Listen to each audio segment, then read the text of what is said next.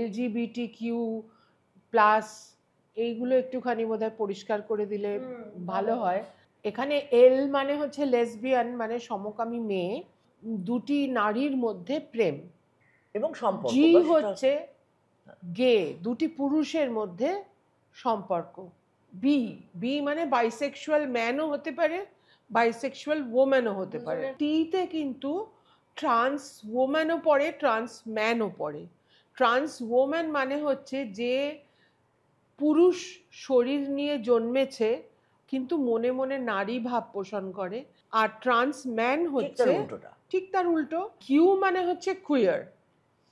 এর পরেও আছে আই, আছে আই মানে হচ্ছে ইন্টারসেক্স, যাদের জননাঙ্গ সম্পূর্ণ নারী অথবা পুরুষ হিসাবে সংগঠিত নয়। না, সব হিজড়ারাই ইন্টারসেক্স নয়। হিজড়া মানে কিন্তু একটা প্রফেশন। এরপরে আই আছে ইন্টারসেক্সড পারসনস, এ আছে আসেক্সুয়াল পারসন। এগুলো না একটু কমপ্লিকেটেড, এত ছোট পরিসরে বলা মুশকিল। আসলে এই কারণেই একটা প্লাস দিয়ে রেখে দেওয়া হয়। শুরু